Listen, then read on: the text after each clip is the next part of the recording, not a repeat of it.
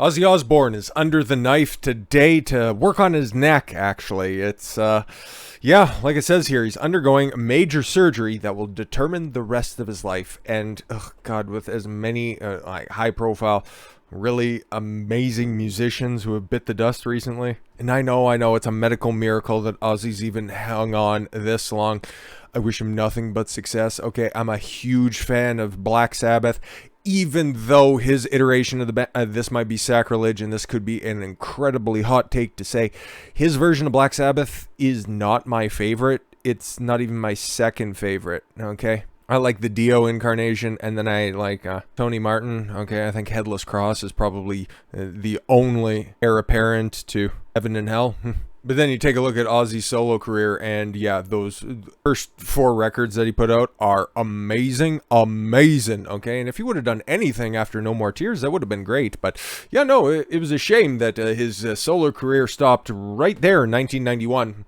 I don't know what happened after that. It's crazy. But yeah, let's take a look at some of the information, the underlying information that we have available. Okay, Ozzy Osbourne, 73. I can't believe 73. That's great. That's great that he's made it this far. To undergo major surgery that will determine the rest of his life. Ozzy Osbourne will undergo a major operation on Monday, according to his wife, Sharon. Oh, less said about her, the better, though. She's a very charismatic lady when she's on interviews or hosting talk shows, but her business dealings rival that of any cutthroat CEO that's out there. Just take a look at what she was doing to sabotage Black Sabbath around this time that Ozzy was launching his solo career. Just saying, there were no throats unslit during the reign of terror that was Sharon Osbourne in the late 80s, early 90s, who briefly spoke about her husband's difficult surgery during a recent appearance on her UK chat show Talk TV. The 73-year-old Black Sabbath retired, and I just about got to see them on their The End tour, which would have been great. It was I think what was it, Saturday? Yeah, no, it was supposed to be a Saturday night in Edmonton. Okay, Edmonton is a 4-hour drive from Grand Prairie, where I live, unfortunately. But yes, no, we went down there, driving down the day of until we get on the border of Edmonton, and then Ozzy comes down with a sinus condition, and the concert gets postponed months out, and it's supposed to be on a Wednesday. So yeah, just by that much. It would have been great to see Tony Iommi, but Bill Ward wasn't behind the drum kit. They just had Ozzy's fucking worthless commie session drummer from Rage Against the Machine, but Geezer Butler was there, so it would have been cool to see those two guys and Ozzy lip sync because he's got a singer behind the curtains. Again, I love Ozzy Osbourne, and I don't want to take anything away from him, but Sharon's been wheeling him out there for probably like a decade too long. Anyways, but yeah, no, he's been battling neck problems for nearly 2 decades following a quad biking accident. But the nature of the specific medical procedure he needs remains unclear. We actually got some clarification on that, okay? He has a major operation on Monday. I will have to be there. Sharon told the fellow panelists it's really going to determine the rest of his life. Sharon who will celebrate the 40th wedding anniversary with Ozzy in July. For some reason, I thought they broke up. I guess I might have been mixing a couple of old school couples together. But yeah, no. I just want everything to be a success for Ozzy because honestly, he's a literal legend, okay? We just lost the Charlie Watts of the Rolling Stones not that long ago. And stupid virtue signaling Mick Jagger just came down with a coof. It's getting to be that time where the last generation of rock and rollers is biting the dust, so... But yeah, here's clarifications. It is like a major process, okay? Because when I seen neck surgery, it's like, okay, is he going in for like spinal fusion or something like that? If he fell off of a ATV or something, this has got to be pretty serious, right? Ozzy Osbourne is undergoing grueling surgery Monday to remove and realign pins in his neck and back. Christ almighty. Especially 73. Ugh.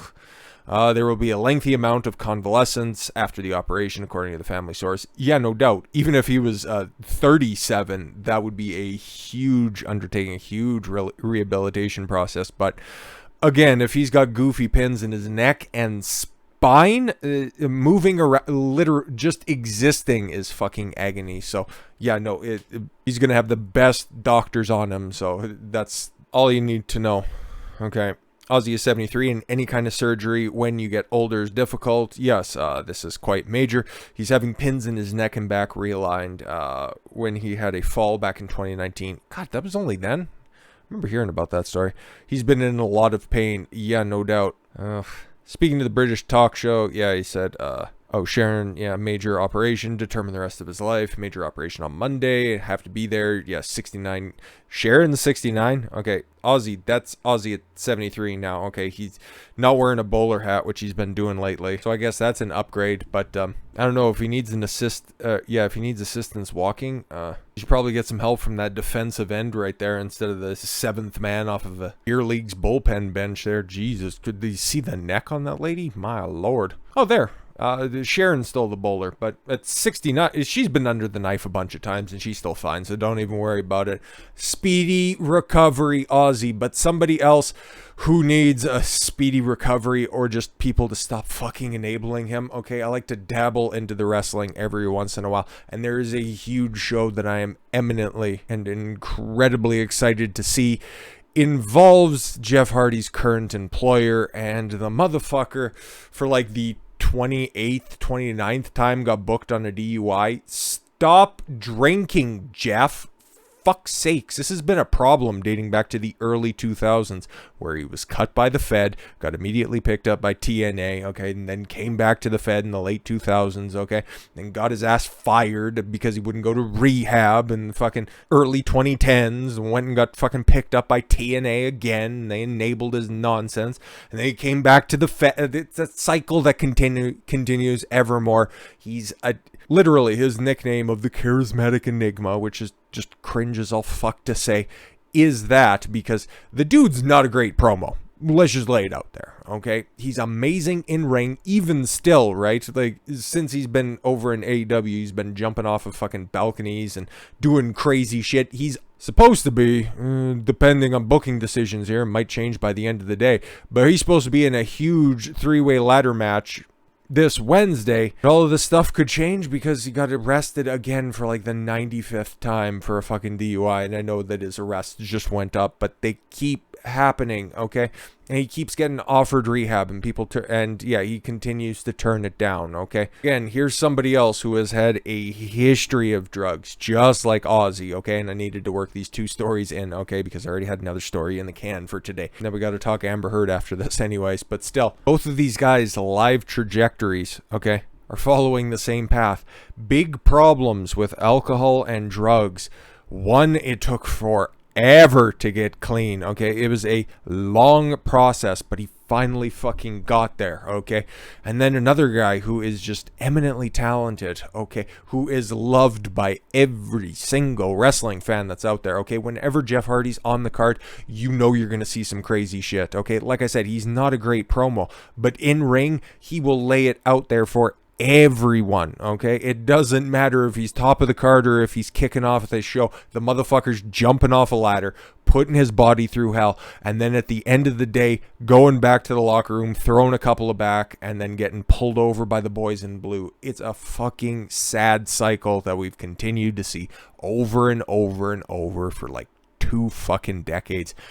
And it has to stop, honestly. Jeff Hardy has been arrested and charged with driving under the influence. Arrest records in Volusia County, Florida, show that Hardy was booked at 12:45 a.m. Again, nothing good ever happens first thing in the morning, Monday, June 13th. Yeah, so early this morning. He was charged with 1 count of driving under the influence of drugs, 3rd offense in 10 years. Yup, driving with a canceled, suspended, revoked license, and violating restrictions placed on driver's license. Hardy's scheduled to appear in front of a judge tomorrow at 1:30. Mark Ramadi, further details. Oh yeah, obtained by Florida Highway Patrol arrest. All right. White car was seen swerving and running off the road Monday around 12:30 a.m. and the officer made a traffic stop and engaged Hardy. The wrestler seemed to be in a stupor and confused per the report. Oh, you're so fucking famous, dude. Okay, it's actually has nothing to do with the fame or something. You have so much fucking money, okay? You keep driving around at night drunk or high or something stupid like that. Why the fuck don't you have a driver, okay? If you don't want to give up the drink, you don't want to give up the drugs, get a fucking driver. Christ almighty. Shouldn't that even be in the fucking contract with AEW? Okay, here's a driver. We'll get you from to and fro. Okay, but for... Jesus Christ. Once he left the car, Hardy was unsteady and smelled of alcohol. Per the report, officers through conversations learned Hardy had been drinking. Oh, no shit, okay? He stunk of alcohol. And was like, have you been drinking? Yeah, just a couple. Hardy could not complete any portion of the sobriety exercises successfully or without risk of falling. The officer wrote in the report, officer administered a breath test for Hardy for a sample that read out .294. Motherfucker was drunk as shit. Second sample read .291. So yeah, within the margin of errors, I'm sure. Like I said, I have no idea what a breathalyzer does. Anyways, never drank a drop in my life. Thank fucking God. Hardy was also arrested and charged with driving under the influence on October 3rd, 2019, in Moore County, North Carolina. I think that's where he lives. Anyways, he was arrested for public intoxication in Myrtle Beach, South Carolina, on July 13th, 2019, as well. Hardy served 10 days in jail in 2011 after pleading guilty to charges of possession of a controlled substance and 1 count of conspiracy to traffic. Oh. Hardy is currently scheduled for a triple threat ladder match this week on Dynamite. Yeah, that's AEW's Wednesday night show. Yeah, no, like, honestly, dude. Again, this is somebody else that people pull for, just like Ozzy Osbourne, okay? People at this point, he's a legend, okay? People want him to continue to live his best life, okay?